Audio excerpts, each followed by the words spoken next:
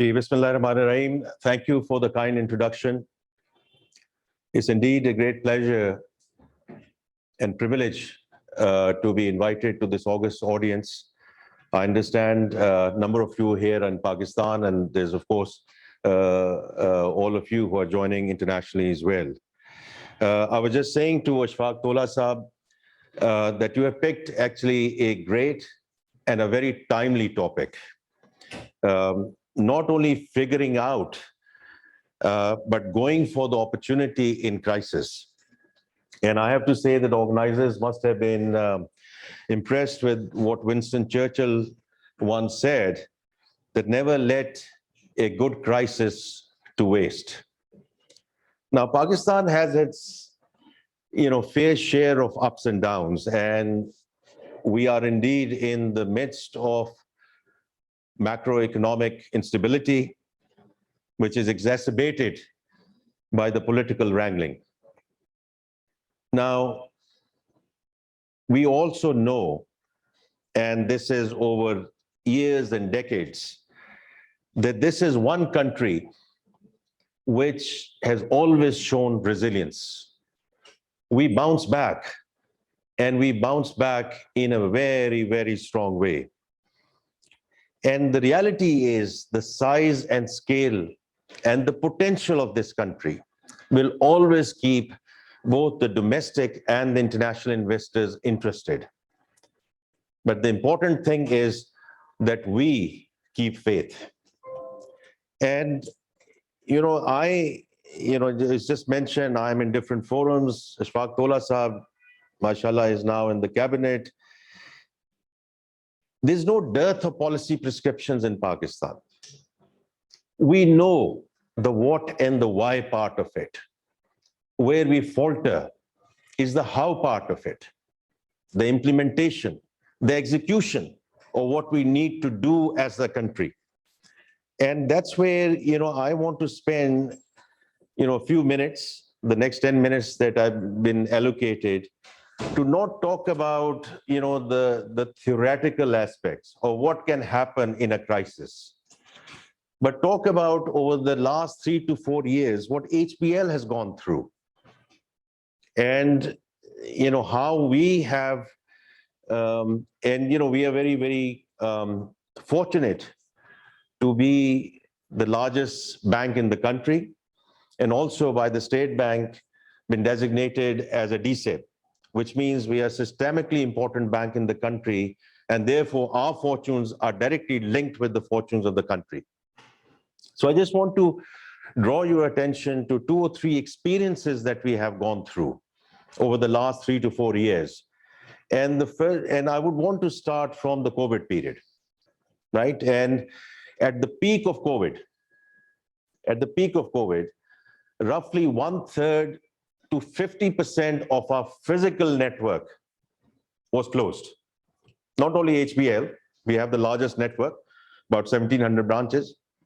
At the peak of it, about 600, 700 branches were closed. And so was the rest of the industry. But the way things changed during that period, first of all, the client buying behavior. We talk about SMEs, we talk about the mid-sized enterprises, who have previously not allocated limits to their managers, because the state always said, "Ye maine khud sign karna hai." Well, for 3 months, there was no choice.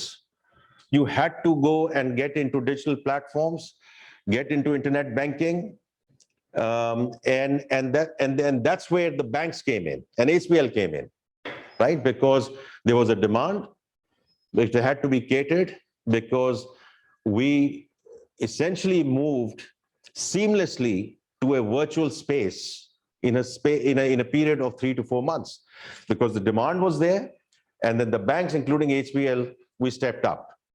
So it was internet banking, it was mobile first, data driven, and that became the digital offer.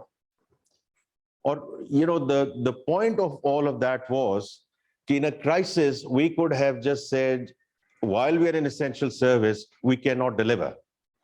And you went, जब innovation की बात करते हैं, Innovation is not only about technology, it's about thinking out of the box, thinking how we are going to do things differently. And that's what sort of came through. And of course, NCOC and what the government at the time did was fantastic. But in terms of financial services, it changed the landscape completely and forever. और उसकी मैं example आपको ये दूंगा कि till 2018, it took 70 years for HBL, as the largest bank in the country, to claim a client base of 12 million.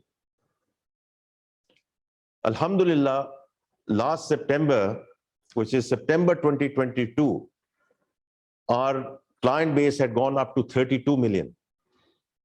The genesis of that acceleration of that financial inclusion was in a crisis, which was COVID, because we didn't have a choice. And we had to think out of the box as to how we deliver. And since then, we have never looked back. So ये एक इतनी important चीज है कि crisis में आप opportunity देखें और सिर्फ उसके बारे में बात ना करें. Go for implementation, execution, try it, tweak it, and just take it forward. Because what happens is that by the time you get to the next crisis, that is what then helps you. And the next crisis came, actually, unfortunately for the country, was during the summer of last year, which was a devastation which happened through the climate change and the flood devastation, which we saw, having 1/3 of the country underwater. And during that period, whatever technology that we had developed during the COVID period came in handy. And we used similar state-of-the-art devices, which were enabled with real-time NADRA integration. And because that was important to authenticate, validate, and provide payments. And these payments were not small, even for the international audience. During a span of 4 to 6 weeks, which was August and September of last year, we dispersed through that technology payments of roughly 200 billion rupees. And the reason I'm saying it's not even a small amount for our international audience, because even in today's exchange rate, it's close to about $900 million. And it went to 10 million plus beneficiaries. And if you think a beneficiary, which is a family, and in an average size of 6 members in a family, it touched the lives of 60 million people in Pakistan. Even before the new census comes out, it's roughly 1/4 of the country and 1/4 of the population who got this immediate relief. And that is a very important component of the 4-hour conference which happened in Geneva. It's because it had to start with relief, and then rehabilitation, then reconstruction, and everything else that follows. So all I'm saying is that even during a period of crisis, and what we need to connect is crisis, opportunity, and then the innovation part. And when it comes to innovation, normally people think innovation is all about technology. And I keep on coming back, and I'll keep on coming back to that. It's way beyond technology. It's people, process, and then technology. Some of my team members are sitting here. They're sick of hearing me saying this. कि हर चीज को हम कहते हैं innovation and technology. No. Change the processes, change people, and change our mindset of how we are going to address the problems. So I want to switch gears right now, because there's another sector which is in crisis. Forget about the country. There's a sector which is in crisis, which is agriculture. Agriculture used to contribute 22% of the GDP of this country. And we have now taken a reverse gear. The latest stats say we are now 19% of the GDP. Now that's fine at the aggregate level. What does it mean? It means we are importing wheat. It means we are importing cotton. And it has real implications for what we are going through in terms of the foreign exchange crisis at the moment. So, from again HBL's perspective, and this is about 2 years back, we said we will continue to finance, which is fine because we are the largest agriculture financing bank in the country. But then what? So our book was 30 billion. We are now at 50 billion. Okay, very good. But that's incremental innovation. It's incremental thinking. Can we do something disruptive? Can we do something radical? And that's what we have tried. I'm not saying it's a success, but that's what we have tried. In terms of building capacity in the country, focusing on productivity and focusing on the small farmers. Because 85%, 80% plus farmers are small farmers. So what do? The business model that we changed, and these are just interventions and pilots. I just want to caveat that. We did that in maize, rice, and now we're doing in wheat and cotton. So what we said was कि हम जो आड़ती का role है, middleman का जो role है, usko we will try to bring down. We cannot take it out. So what we said was, we will provide the inputs to the farmer. हम fertilizer खरीदेंगे, we will buy the seeds, we will give it to the farmer. We will give them agronomy की जो advice है in terms of what kind of fertilizer they should use, what is the crop cycle. We provide them satellite imagery in terms of the weather patterns, and more importantly, we give them mechanized service. जब आप rice बोने जाते हैं, तो जब आप हाथ से बोते हैं versus the harvester, which comes is precision and its productivity. And then we said, for the small farmers, we will also arrange the offtake, right? ताकि जो भी वो produce करें, वो कोई इसको खरीद सके. So this was a closed loop. And, I can't, again, as I said, I can't say success yet, because we are going to, inshallah, scale it up. But the pilots that we have done over the last 2 years, and this was throughout the crisis, we started in the COVID period, and then one crisis, macro stability, macro instability, etc. And we have continued with these pilots. Uska jo result aaya in pilots ka, wo ye hai that the productivity in terms of yields have gone up more than 20%. Right? We always talk about कि on this side of the border itni yield hai, us side of the border itni yield hai. Ye fark hai. And it's on our control. The second thing is, and even more importantly, because we took the middleman out of the equation, the money which has gone into the small farmer's pocket has gone up by 100%. And the reason I say these pilots are successful is because, we didn't rely on HBL. I didn't rely on my own team. क्योंकि हम तो कहेंगे हमने बड़ा अच्छा जबरदस्त काम कर दिया. We requested Princeton University to come in and independently validate these results. And the results that I'm now mentioning is validated by Princeton University. अब हम जो इसको करने जा रहे हैं, we have requested the State Bank of Pakistan that we allow us to form a Zarai subsidiary, where we will bring all non-financial services, जो mechanized उसमें जो services ला रहे हैं, वो हमारे control में होंगी, जो agronomists हों, उस हमारे control में होंगे, and we will provide it to all the farmers in the country, etc. Now that to me is innovation, because it has nothing to do with technology, and technology is a small part of it, but we all had to go out of our comfort zone. कि हम bank हैं, हम तो सिर्फ finance कर सकते हैं, हम balance sheet अपनी इस्तेमाल कर सकते हैं. But capacity building के लिए, this was very critical that we take that leap of faith, and inshallah we are very determined to scale it up. और मैं बड़े वसूख से ये कहता हूँ कि not the current administration, but when we gave this presentation to the previous Prime Minister and his cabinet, which was last December, he asked me, what do you need from the government? And I said, we don't need anything from the government. We are just telling you there are other ways of getting agriculture back on track without subsidies. Right? So to me, that is innovation. That is what thinking out of the box means. That is how the growth can happen without burdening the government. The last thing I just want to mention, because I think I am out of time and I'm very respectful of your time, ताकि आप अपना schedule उसको जारी रखें. The SME part.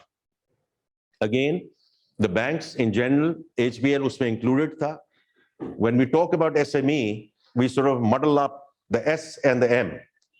The middle group is doing pretty okay. They get financing. And the corporates obviously get it. It's the S part of the SME where we have a problem. Because जब भी कोई bank जाता है किसी small entrepreneur के पास, small business के पास, तो हम पहली चीज ये कहते हैं कि आप क्या चीज गिरवी रखेंगे. So our thought process is collateral based lending, and we had to move away from collateral based lending to cash flow lending, because that is the future. We keep on talking about the SMEs and SMEs and SMEs is the cornerstone and the bedrock, and it's absolutely right. But unless they get the financing, and financing through formal channels, not parallel, not the parallel financing that goes on, because यही बात agriculture में मैंने बात की है, वहां भी small farmer को पैसा मिल रहा है, but the implicit interest rate is 80%, 90%, and that's where the banking industry has to step up, and that's where the S part of the SME within the banks, we have to move towards cash flow lending, and that's where we require your help. That's where we require your help in terms of increasing the literacy of the S part of the SME. हम यहाँ इकट्ठे मिलकर काम कर सकते हैं between ICAP and the banking industry. And I say that not only wearing my HBL hat, but also as the chairman Pakistan Bank Association. Because जितने हमें cash flow की transparency आएगी, और उसमें आनी भी चाहिए, because fintechs are coming in. They are looking at the last 10 years of a Karyana store and say कि ये इतना माल distributor से खरीदते हैं और उतनी repayment कर देते हैं. And year after year after year, they've been doing that. And that's where the banks and HBL has already started on that journey. We should take comfort. So this is, my, submissions in terms of innovation and growth and crisis, right? And ये हम हमेशा जब crisis होता है तो हम ऐसे करते हैं. Government को ये करना चाहिए, private sector को ये करना चाहिए, banks को. Everyone should pitch in from their perspective, because that's where how we are going to take this country forward.